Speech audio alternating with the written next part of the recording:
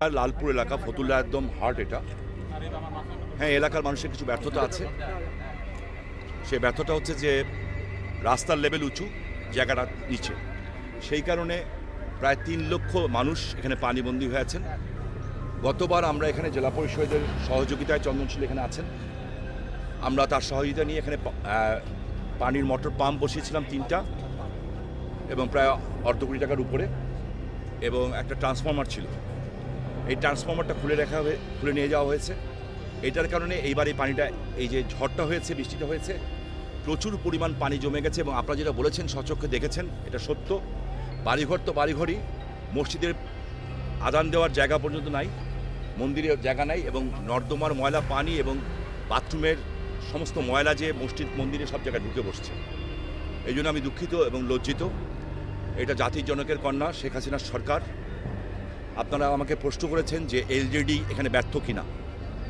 এটা সত্য কথা যে এলজেডিতে আমরা প্রজেক্ট দিয়েছি, তবে এলজেডি ব্যর্থ না।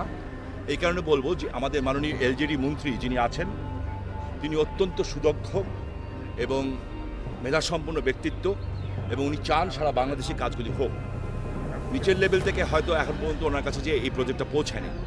আমার দৃঢ় বিশ্বাস, যদি এই প্রজেক্ট ওনার কাছে যে পৌঁছায়, এই এলাকাবাসীর এই কষ্ট, এই ফুটেজ দেখার পরে অবশ্যই উনি আরও এই কাজটি ত্বরান্বিত করবেন।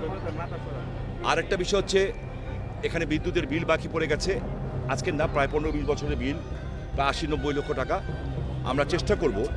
আপনারা জানেন যে আজকে যে বিদ্যুৎ প্রতিমন্ত্রী, আমরা বলতেই পারি যে উনি আমাদের এলাকার সন্তান, কারণ তার পিতা যারা হামিদ সাহেব, যিনি জাতির পিতা বঙ্গবন্ধুর সাথে যার অত্যন্ত নিবিড় সম্পর্ক ছিল, আমার বাবারও বন্ধু ছিলেন, এবং উনি বাংলাদেশ আওয়ামী লীগের কোষাধ্যক্ষ ছিলেন। গোপন মিটিং বঙ্গবন্ধু 2 জায়গায় হতো। একটা হচ্ছে আমাদের বাসায় বায়তুল মানে, ওখান থেকে নদীপথে এসে ওনাদের বাসায় গোপনে মিটিংগুলি হতো। সেই হামিদ সাহেবের ছেলে নসরুল আমিন বিপু, উনি এখানে আছেন। আমরা একটা ট্রান্সফরমার যেটা লাগবে সেটা আমি আমার নিজের ব্যক্তিগত পকেটে পয়সা দিয়ে কিনে দিচ্ছি, কারণ এই ছোটো ব্যাপারে তাকে আমি বিরক্ত করব না। তবে 80-90 লক্ষ টাকা যে বিলটা আছে, আমরা জেলা প্রশাসকের সাথে কথা হয়েছে, এবং আমি নিজে ডিও লেটার দিয়ে এটা মৌকুব করার জন্য চাবো। কিন্তু এর পরবর্তী যে বিলগুলি হবে সেগুলি আমরা দেওয়ার চেষ্টা করব, এবং কীভাবে দিব সেটা আমরা ব্যবস্থা করব। তো আমি আশা করি এই ঘটনার পার্মানেন্ট সমাধান করতে এলজিডির হেল্প লাগবে। আর আপাতত যে অবস্থাটা আছে, আমরা একটা নতুন ট্রান্সফরমার কিনছি, আগামীকালের মধ্যে আমি কেনার জন্য টাকা দিয়ে দিয়েছি। এখানে যিনি বিদ্যুৎ বিভাগের লোক আছেন, অক্লান্ত পরিশ্রম করছেন, আমাদের লোকরাও পরিশ্রম করছেন। সো আমি বিশ্বাস করি আগামী 2-3 দিনের মধ্যে এই পানি আমরা নামিয়ে ফেলতে পারি। সেনাবাহিনীর যারা কাজ করছেন, যে আমাদের ডিএনডি প্রজেক্টের ওনারা এবং এলজেডি ডিপার্টমেন্ট দুজনে এসে দেখেছেন। দেখার পরে এটা নর্মালভাবে পানি পাস আউট করা যাচ্ছে না, এটাকে অন্যভাবে কীভাবে পাস আউটটা করতে পারবে, এটা একটা সম্পূর্ণ টেকনিক্যাল ব্যাপার। এবং আমাকে বলা হয়েছে যেটা স্পেশাল প্রজেক্ট করে ঢাকায় অলরেডি পাঠানো হয়েছে। এখন আমরা তো অন্তত জটিলতা কিছু থাকেই। তো আজকের পরে আমি আমাদের অত্যন্ত সুযোগ্য মন্ত্রী যিনি আছেন, এলজেডি মন্ত্রী, আমি ওনার সাথে ব্যক্তিগতভাবে কথা বলবো, এবং অবশ্যই আপনাদের এই ফুটেজ তো টেলিভিশনে যাবে, এটাও আমি ওনাকে পাঠাবো।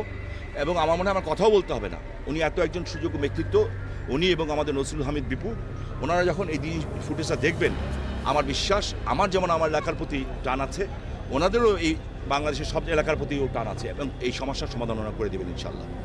আমরা ডিএনডি এলাকাতে আজকে আমি কথা বলেছি, 40টা ডাস্টবিন করা হয়েছে।